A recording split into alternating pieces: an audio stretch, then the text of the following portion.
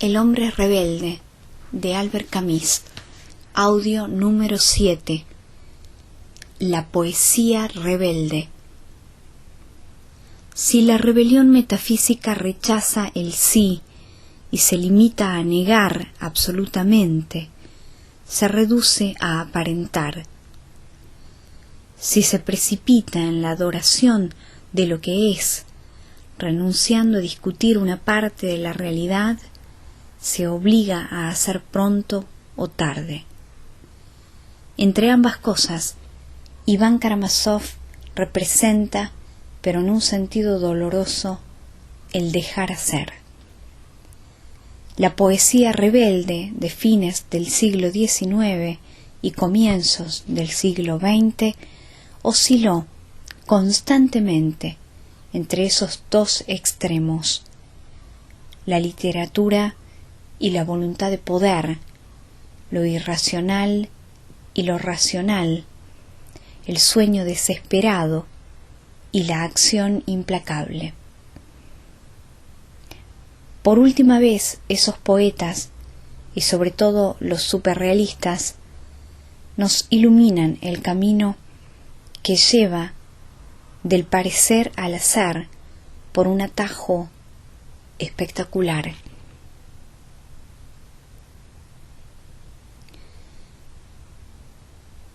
Hawthorne pudo escribir de Melville que, aunque era incrédulo, no sabía descansar en la incredulidad. Del mismo modo puede decirse de los poetas lanzados al asalto del cielo, que queriendo derribarlo todo, han afirmado al mismo tiempo su nostalgia desesperada de un orden. Mediante una última contradicción, han querido sacar la razón de la sinrazón y hacer de lo irracional un método. Estos grandes herederos del romanticismo han pretendido hacer ejemplar a la poesía y encontrar la verdadera vida en lo desgarrador que ella tenía. Han divinizado la blasfemia y transformado la poesía en experiencia y en medio de acción. Hasta ellos, en efecto, quienes habían pretendido influir sobre el acontecimiento y sobre el hombre, por lo menos en Occidente, lo habían hecho en nombre de reglas racionales. Por el contrario, el superrealismo, después de Rimbaud, ha querido encontrar en la demencia y la subversión una regla de construcción. Rimbaud, con su obra y solamente con ella, había indicado el camino, pero de la manera fulgurante como la tempestad revela el borde de un camino. El superrealismo ha ahondado ese camino y codificado su marcación. Con sus exageraciones, así como con sus retrocesos, ha dado su última y suntuosa expresión a una teoría práctica de la rebelión irracional, al mismo tiempo que por otro camino el pensamiento rebelde fundaba el culto de la razón absoluta. Sus inspiradores, Lautréamont y Rimbaud, nos enseñan, en todo caso, por qué caminos el deseo irracional de parecer puede llevar al rebelde a las formas más liberticidas de la acción. Lautréamont y la trivialidad. Lautréamont demuestra que el deseo de aparentar se disimula también en el rebelde tras la voluntad de trivialidad. En los dos casos, ya se engrandezca, ya se humille, el rebelde se ha alzado para que le reconozcan en su ser verdadero, quiere ser distinto del que es.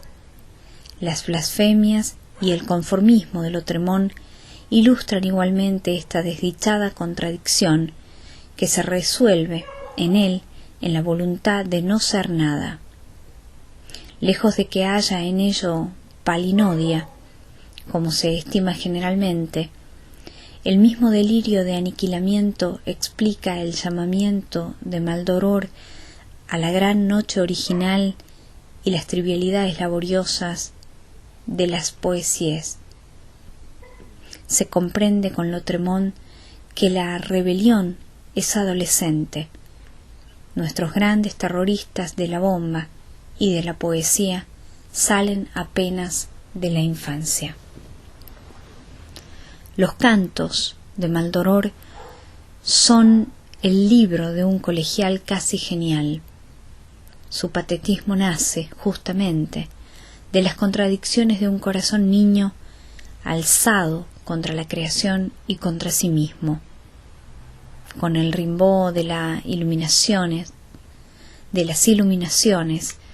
lanzado contra los límites del mundo, el poeta prefiere el apocalipsis y la destrucción antes que aceptar la regla imposible que le hace lo que es en el mundo tal como es.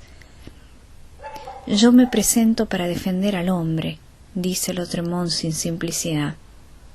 Maldoror es, por lo tanto, el ángel de la piedad. Lo es de cierta manera, pues se compadece a sí mismo. ¿Por qué? Es lo que queda por descubrir. Pero la piedad burlada, ultrajada, inconfesable e inconfesada, los llevará a extremos singulares. Maldoror, según sus propias palabras, ha recibido la vida como una herida y ha prohibido que el suicidio cure la cicatriz. Es como Rimbaud, el que sufre y se ha rebelado, pero retrocediendo misteriosamente hasta decir que se rebela contra lo que es, pone por delante la eterna coartada del insurgente, el amor a los hombres. Sencillamente el que se presenta para defender a los hombres escribe al mismo tiempo: muéstrame un hombre que sea bueno. Este movimiento perpetuo es el de la rebelión nihilista. Se rebela contra la injusticia hecha a uno mismo y al hombre, pero en el instante de lucidez en que se advierte al mismo tiempo la legitimidad de esta rebelión y su impotencia, el furor de negación se extiende a aquello mismo que se pretendía defender. Al no poder reparar la injusticia mediante la edificación de la justicia, se prefiere por lo menos ahogarla en una injusticia todavía más general que se confunde al fin con el aniquilamiento. El mal que me habéis hecho es demasiado grande el mal que yo os he hecho para que sea voluntario. Para no odiarse a sí mismo habría que declararse inocente, audacia siempre imposible para el hombre solo. Lo que se lo impide es que se conoce. Por lo menos se puede declarar que todos son inocentes, aunque se les trate como culpables. Entonces, Dios es el criminal. Desde los románticos hasta Lautréamont no hay, por lo tanto, un progreso real sino en el tono. Lautréamont resucita una vez más, con algunos perfeccionamientos, la figura del Dios de Abraham y la imagen del rebelde luciferino. Pone a Dios en un trono formado por excrementos humanos y oro, donde se sienta, con un orgullo idiota, el cuerpo cubierto, con un sudario hecho con trapos no lavados, el que se intitula a sí mismo Creador. El horrible eterno tiene figura de víbora, el bandido redondo, al que se ve encender incendios en los que perecen los ancianos y los niños. Rueda borracho por el arroyo, o busca en el burdel goces innobles. Dios no ha muerto, pero ha caído. Frente a la divinidad caída, Maldoror es pintado como un caballero convencional de capa negra. Es el maldito. No es necesario que los ojos sean testigos de la fealdad que el Ser Supremo, con una sonrisa de odio poderosa, ha puesto en mí. Ha renegado de todo, padre, madre, providencia, amor, ideal, a fin de no pensar ya sino en él solo. Torturado por el orgullo, este héroe tiene todos los prestigios del petimetre metafísico. Figura más que humana, triste como el universo, bella como el suicidio. Lo mismo que el rebelde romántico, desesperando de la justicia divina, Maldoror se decidirá por el mal. El programa consiste en hacer sufrir y en sufrir al hacerlo. Los chants son verdaderas letanías del mal. Los cantos son verdaderas letanías del mal. En este recodo ya no se defiende tampoco a la criatura. Por el contrario, atacar por todos los medios al hombre, este animal salvaje, y al Creador, tal es el propósito anunciado en los cantos. Trastornado al pensar que tiene a Dios por enemigo, ebrio con la soledad potente de los grandes criminales, yo solo contra la humanidad, Maldoror va a lanzarse contra la creación y su autor. Los cantos exaltan la santidad del crimen, anuncian una serie creciente de crímenes gloriosos, y la estrofa 20 del canto 2 hasta inicia una verdadera pedagogía del crimen y de la violencia. Un ardor tan bello es convencional en esta época. No cuesta nada. La verdadera originalidad del Lautréamont está en otra parte. Establece la diferencia entre el canto 1, publicado aparte de un byronismo bastante trivial, y los siguientes cantos en los que resplandece la retórica del monstruo. Maurice Blanchot ha visto bien la importancia de este corte. Los románticos mantenían con precaución la oposición fatal entre la soledad humana y la indiferencia divina. Las expresiones literarias de esta soledad eran el castillo aislado y el petimetre. Pero la obra de Lautréamont habla de un drama más profundo. Parece que esta soledad le haya sido insoportable y que, alzado contra la creación, haya querido destruir sus límites. Lejos de querer fortificar con torres almenadas al reino humano, ha querido confundir todos los reinos. Ha llevado la creación a los mares primitivos, en los que la moral pierde su sentido al mismo tiempo que todos los problemas, entre ellos el espantoso, según él, de la inmortalidad del alma. No ha querido erigir una imagen espectacular del rebelde o del petimetre frente a la creación, sino confundir al hombre y al mundo en el mismo aniquilamiento. La ha emprendido con la frontera misma que separa al hombre del universo. La libertad total, la del crimen en particular, supone la destrucción de las fronteras humanas. No basta con entregar a la execración a todos los hombres y a sí mismo. Además, hay que poner el reino humano al nivel de los reinos del instinto. En Lautréamont se encuentra ese rechazo de la conciencia racional, esa vuelta a lo elemental que constituye una de las características de las civilizaciones rebeladas contra ellas mismas. Ya no se trata de aparentar mediante un esfuerzo obstinado de la conciencia, sino de no seguir existiendo como conciencia. Todas las criaturas de los cantos son anfibias, porque Maldoror niega la tierra y sus limitaciones. La flora consiste en algas y hierbas marinas. El castillo de Maldoror está en el agua. Su patria es el viejo océano. El océano, símbolo doble, es al mismo tiempo el lugar del aniquilamiento y de la reconciliación. satisface a su manera la sed potente de las almas reducidas a despreciarse a ellas mismas y a las demás, la sed de no ser ya. Los cantos serían, por lo tanto, nuestras metamorfosis, donde la sonrisa antigua es sustituida por la risa de una boca cortada con navaja de afeitar, imagen de un humor frenético y rechinante. Este bestiario no puede ocultar todos los sentidos que se ha querido encontrar en él, pero revela por lo menos una voluntad de aniquilamiento que tiene su fuente en el centro más negro de la rebelión.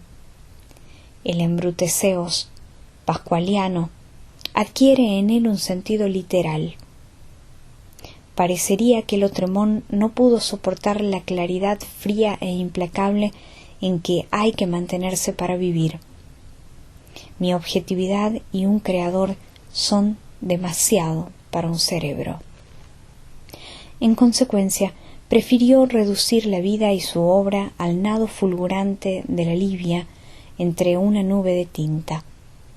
El hermoso pasaje en que Maldoror se acopla en alta mar a la tintorera con un acoplamiento largo, casto y horrible, el relato significativo sobre todo en que Maldoror, transformado en pulpo, ataca al creador, son expresiones claras de una evasión fuera de las fronteras del ser y de un atentado convulsivo contra las leyes de la naturaleza.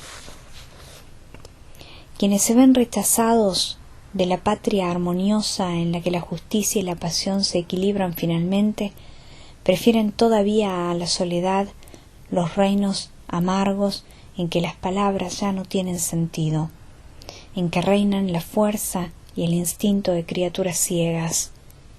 Este desafío es al mismo tiempo una modificación. La lucha con el ángel del canto 2 termina con la derrota y la putrefacción del ángel. Cielo y tierra se reducen y se confunden entonces en los abismos líquidos de la vida primordial. Así, el hombre tiburón de los cantos no había adquirido el nuevo cambio de las extremidades de los brazos y las piernas, sino como castigo expiatorio de algún crimen desconocido. Hay, en efecto, un crimen, o la ilusión de un crimen. ¿Es la homosexualidad? En la vida mal conocida de Lautremont, ningún lector de los cantos puede dejar de pensar que a este libro le falta una confesión de esta Brogin. Por falta de confesión, hay que ver en las poiesis el redoblamiento de esta misteriosa voluntad de expiación, el movimiento propio de ciertas formas de rebelión, que consiste, como veremos, en restaurar la razón al término de la aventura irracional, en volver a encontrar el orden a fuerza de desorden y encargarse voluntariamente con cadenas más pesadas todavía que aquellas de las que se ha querido librarse. Está dibujado en esta obra con tal voluntad de simplificación y tal cinismo que es necesario que esta conversión tenga un sentido. A los cantos que exaltan el no absoluto sucede una teoría del sí absoluto, a la rebelión despiadada del conformismo sin matices. Esto en la lucidez. La mejor explicación de los cantos nos la dan en efecto las poesías. La desesperación que se nutre deliberadamente con estas fantasías conduce imperturbablemente al literato a la abrogación en masa de las leyes divinas y sociales, a la maldad teórica y práctica. Las poiesis denuncian así la culpabilidad de un escritor que rueda por las pendientes de la nada y se desprecia a sí mismo con gritos de alegría. Pero el único remedio que se aplica a este mal es el conformismo metafísico, puesto que la poesía de la duda llega así a semejante punto de desesperación lúgubre y de maldad teórica es radicalmente falsa. Por esta razón se discute sus principios y no es necesario discutirlos. Carta a Daracé.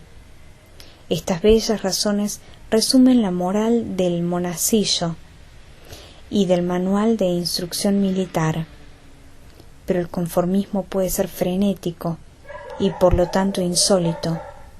Cuando se ha exaltado la victoria del águila dañina sobre el dragón de la esperanza, se puede repetir obstinadamente que ya no se canta sino la esperanza. Se puede escribir: con mi voz y mi solemnidad de los grandes días te recuerdo en mis hogares desiertos, gloriosa esperanza. Aún hay que convencer, consolar a la humanidad, tratarla como hermano, volver a Confucio, Buda, Sócrates y Jesucristo, moralistas que recorrían las aldeas muriéndose de hambre. Lo que es históricamente aventurado siguen siendo los proyectos de la desesperación.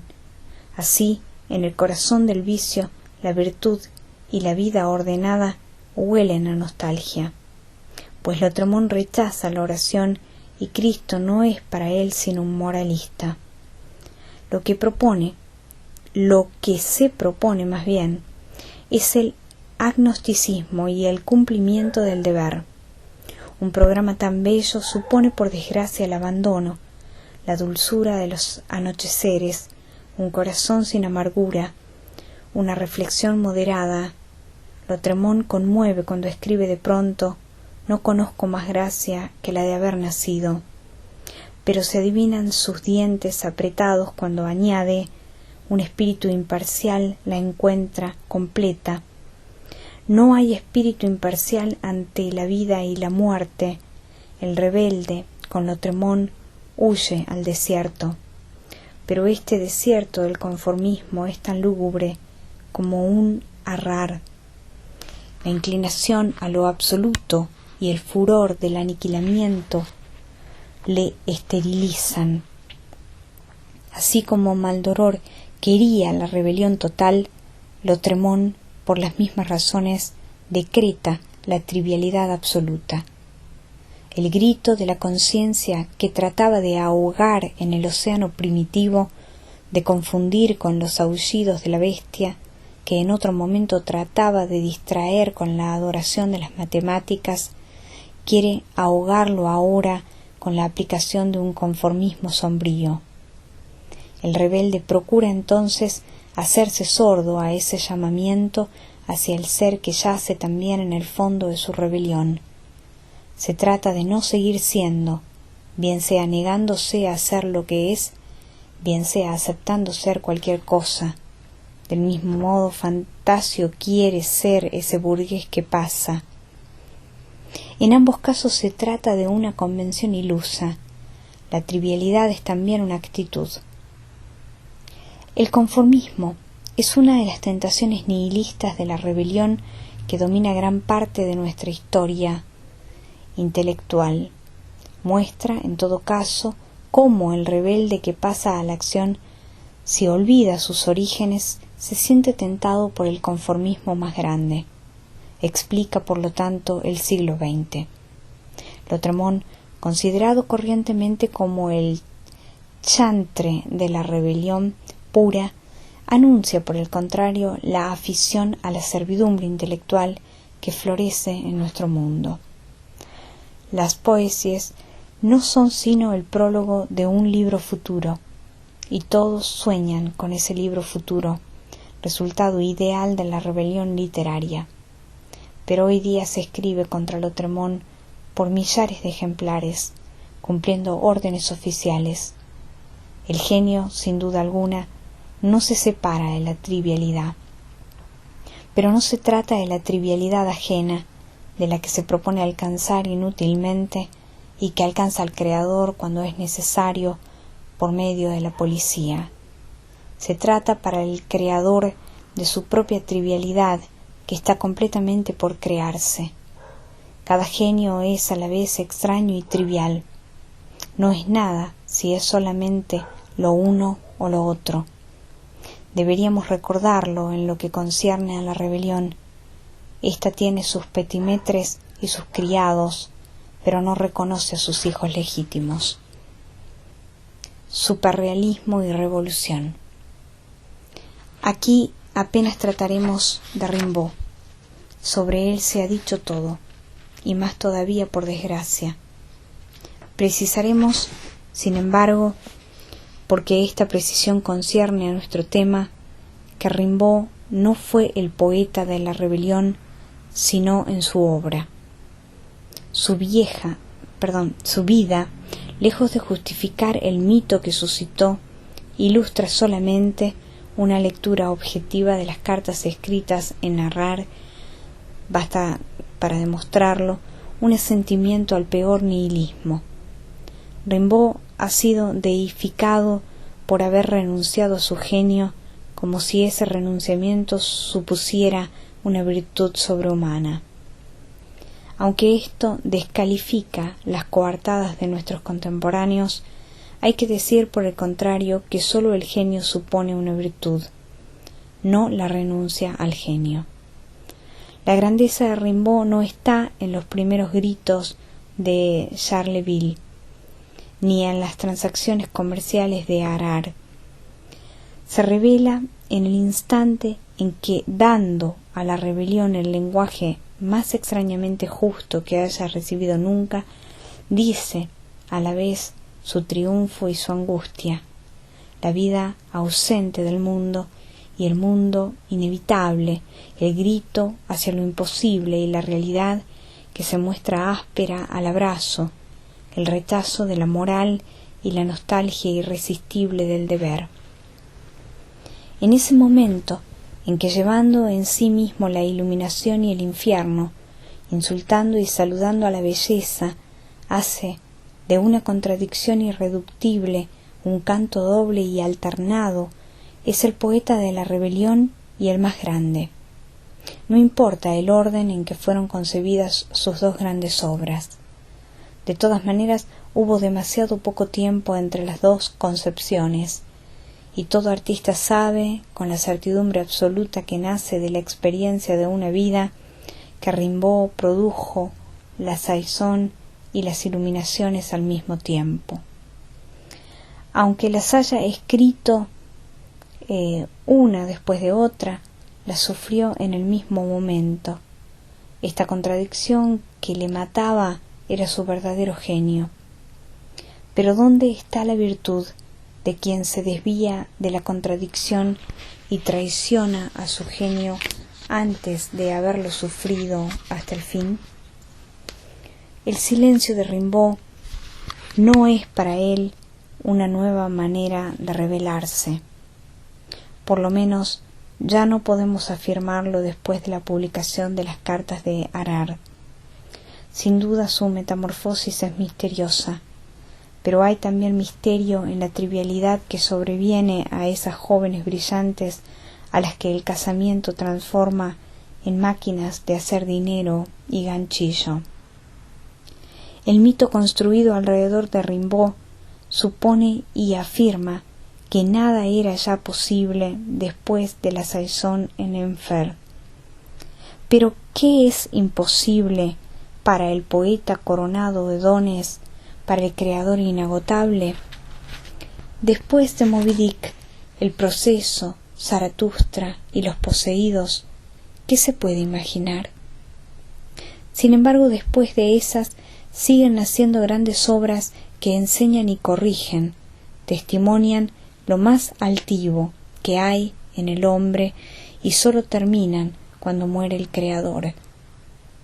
¿Quién no lamentará esa obra más grande que la saison de la que nos ha privado una renuncia?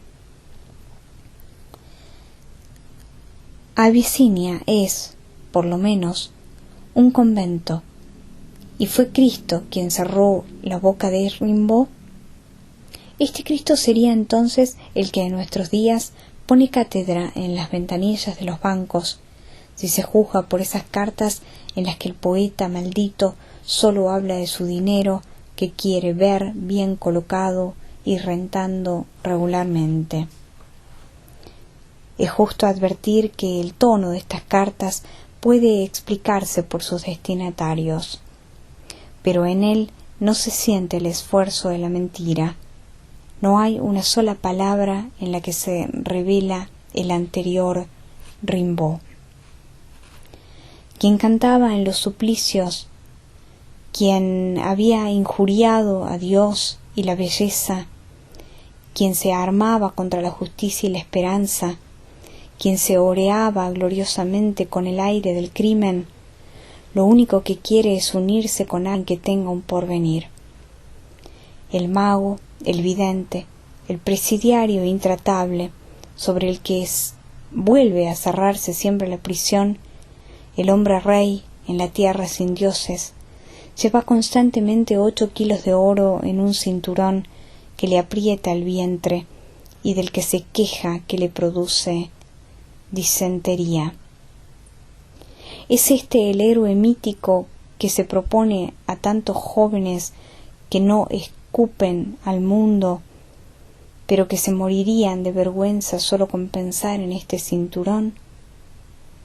Para mantener el mito hay que ignorar estas cartas decisivas. Se comprende que hayan sido tan poco comentadas. Son sacrílegas, como lo es a veces la verdad. Un poeta grande y admirable, el más grande de su época, un oráculo fulgurante, tal es Rimbaud. Pero no es el hombre Dios, el ejemplo bravío, el monje de la poesía que nos han querido presentar. El hombre no recuperó su grandeza sino en el lecho del hospital, en la hora del final difícil, en la que hasta la mediocridad del corazón se hace conmovedora. Qué desdichado soy pues, y tengo en mi poder dinero que ni siquiera puedo vigilar. El gran grito de esas horas miserables devuelve por fortuna a Rimbaud a esa parte de la medida común que coincide involuntariamente con la grandeza. No, ahora me rebelo contra la muerte. El Rimbaud joven resucita ante el abismo y con él la rebelión de los tiempos en que la imprecación contra la vida no era sino la desesperación de la muerte. Entonces es cuando el traficante burgués se une con el adolescente desgarrado que tanto hemos querido. Se une con él en el terror y el dolor amargo donde se encuentran finalmente los hombres que no han sabido saludar a la dicha.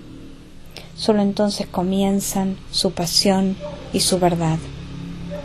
Por lo demás, Harrar estaba en efecto anunciado en la obra, pero bajo la forma de la renuncia última.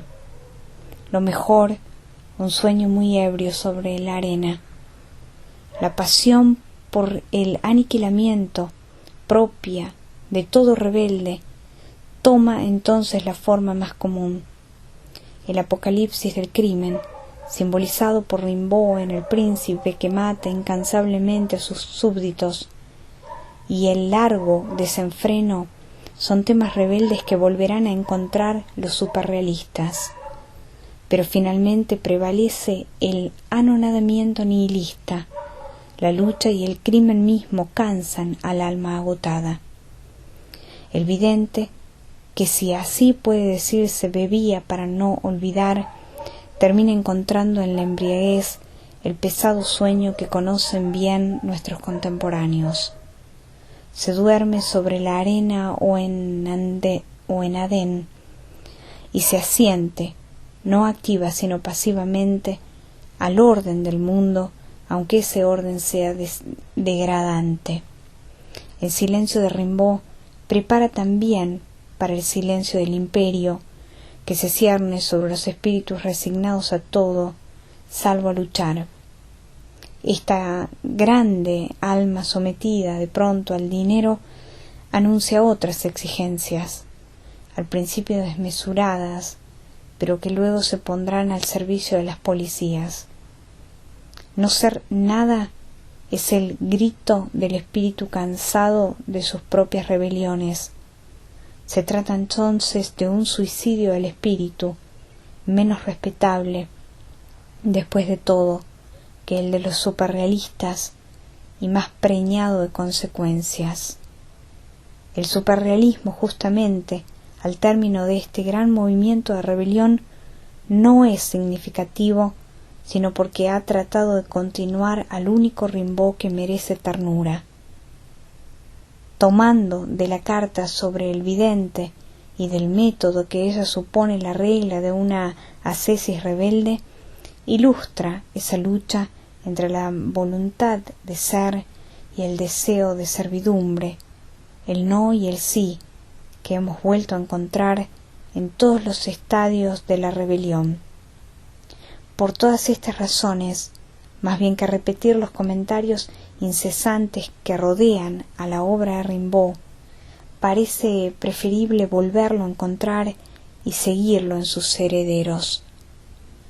Rebelión absoluta, insumisión total, sabotaje en regla, humor y culto de lo absurdo. El superrealismo, en su intención primera, se define como el proceso de todo, que se reanuda constantemente. El rechazo de todas las determinaciones es claro, preciso, provocador. Somos especialistas de la revolución. El superrealismo, que según Aragón es una máquina para hacer zozobrar al espíritu, se forjó primeramente en el movimiento Dada, cuyos orígenes románticos y dandismo anémico hay que hacer notar. Jarry, uno de los maestros del dadaísmo, es la última encarnación, pero más singular que genial, del petimetre metafísico. La no significación y la contradicción son cultivadas entonces por sí mismas. Los verdaderos dadás están contra Dada. Todo el mundo es director de Dada. O también, ¿qué está bien? ¿Qué es feo? ¿Qué es grande, fuerte, débil? No lo sé, no lo sé. Estos nihilistas de salón corrían evidentemente el peligro de abastecer como sirvientes a las ortodoxias más estrictas. Pero hay en el superrealismo algo más que ese no conformismo de aparato. La herencia de Rimbaud, precisamente, que Breton resume así: debemos abandonar toda esperanza. Un gran llamamiento a la vida ausente se arma con un rechazo total del mundo presente, como dice bastante soberbiamente Breton, incapaz de tomar mi parte de la suerte que me toca, alcanzado en mi conciencia más alta por esta denegación de justicia, me guardo de adaptar mi existencia a las condiciones irrisorias de toda justicia de aquí abajo.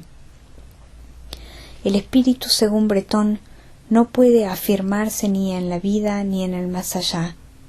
El superrealismo quiere responder a esa inquietud sin descanso.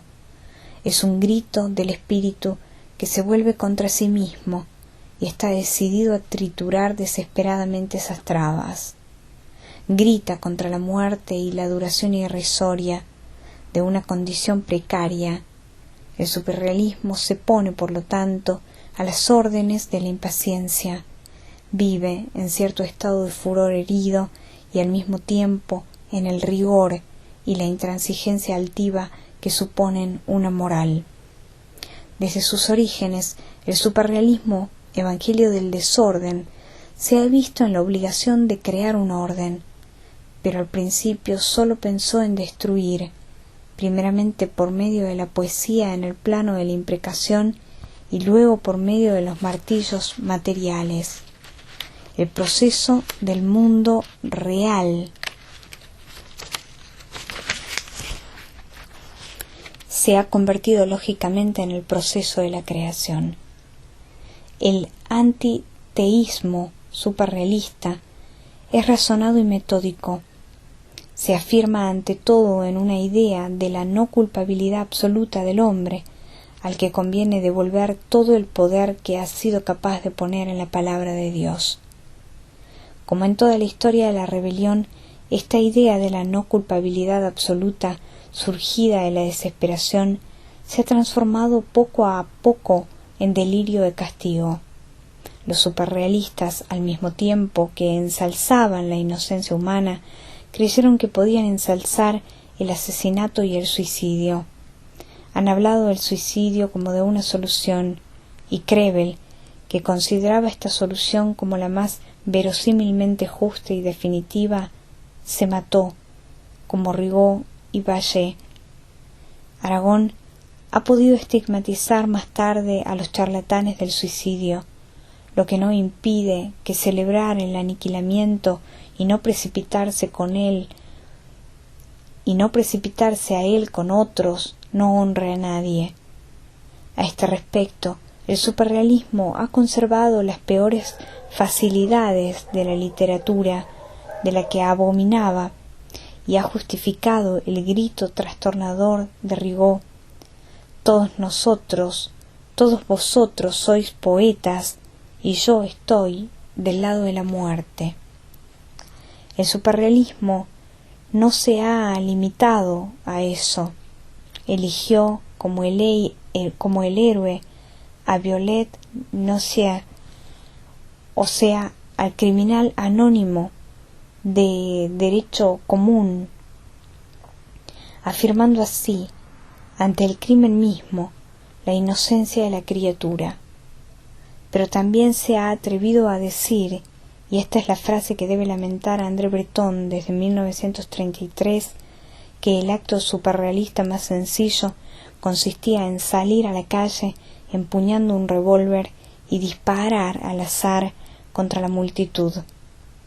Quien rechaza toda determinación que no sea la del individuo y su deseo, toda primacía que no sea la de lo inconsciente, tiene en efecto que rebelarse al mismo tiempo contra la sociedad y la razón. La teoría del acto gratuito corona la reivindicación de la libertad absoluta. No importa que para terminar esa libertad se resuma en la soledad que define Jarry. Cuando me haya apoderado de todo el dinero, mataré a todos y me iré. Lo esencial es negar todas las trabas y que triunfe lo irracional.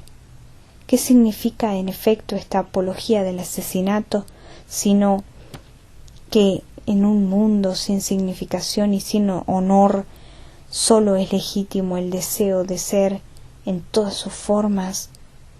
El impulso de la vida, el empujón de lo inconsciente, el grito de lo irracional son las únicas verdades puras que hay que favorecer.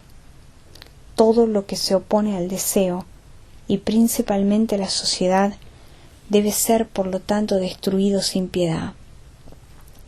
Se comprende pues la observación de André Breton a propósito de Sade.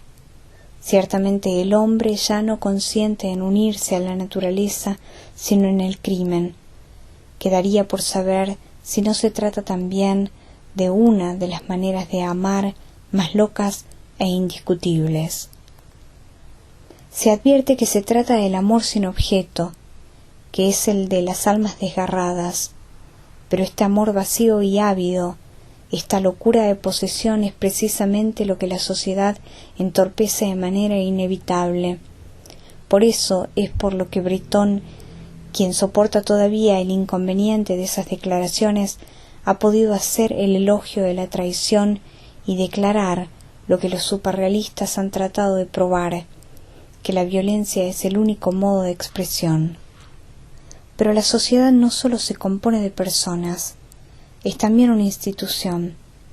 Demasiado bien nacidos para matar a todo el mundo, los superrealistas, en virtud de la lógica misma de su actitud, llegaron a percatarse de que para liberar al deseo había que deshacer primeramente la sociedad. Decidieron servir a la revolución de su época. De Walpole y Sade, en virtud de una coherencia que constituye el tema de este ensayo, los superrealistas se pasaron a El Vecchio y Marx. pero bien se advierte que no es el estudio del marxismo lo que les llevó a la revolución. Por el contrario, el superrealismo se esforzará incesantemente por conciliar con el marxismo las exigencias que lo han llevado a la revolución. Podían contarse con los dedos de la mano los comunistas que han ido a la revolución mediante el estudio del marxismo. Primeramente se convierten y luego leen las escrituras y los padres. Puede decirse sin paradoja que los superrealistas pasaron al marxismo a causa de lo que más detestan en él al presente. Cuando se conoce el fondo y la nobleza de su exigencia y se ha compartido el mismo desgarramiento, se vacila en recordar a André Breton que su movimiento sentó como principios el establecimiento de una autoridad inexorable y de una dictadura, el fanatismo político, el rechazo de la libre discusión y la necesidad de la pena de muerte. Sorprende también el extraño vocabulario de esa época, sabotaje, denunciador, etc., que es el de la revolución policial. Pero estos frenéticos querían una revolución cualquiera, cualquier cosa que les sacase del mundo de tenderos y compromisos en que se veían obligados a vivir. Como no podían conseguir lo mejor, preferían lo peor. En eso eran nihilistas. No se daban cuenta de que aquellos de entre ellos que en adelante iban a permanecer fieles al marxismo serían fieles al mismo tiempo a su nihilismo primero. La verdadera destrucción del lenguaje que el superrealismo ha deseado con tanta obstinación no consiste en la incoherencia o el automatismo, sino en el santo y seña. Por mucho que Aragón haya comenzado con una denuncia de la deshonrosa actitud pragmática, en ella es donde ha encontrado finalmente la liberación total de la moral, aunque esa liberación haya coincidido con otra servidumbre. El superrealista que entonces reflexionaba más profundamente en este problema, Pierre Navier, buscando el denominador común a la acción revolucionaria y la acción superrealista, lo localizaba con hondura en el pesimismo, es decir, en el propósito de acompañar al hombre a su pérdida y de no descuidar nada para que esa pérdida sea útil. Esta mezcla de agustinismo y maquiavelismo define en efecto a la revolución del siglo XX. No puede dar una expresión más audaz al nihilismo de la época. Los renegados del superrealismo han sido fieles al nihilismo en la mayoría de sus principios. De cierta manera querían morir. Si André Breton y algunos otros se han separado finalmente del marxismo, es porque había en ellos algo más que el nihilismo, una segunda fidelidad a lo más puro que hay en los orígenes de la rebelión. No querían morir.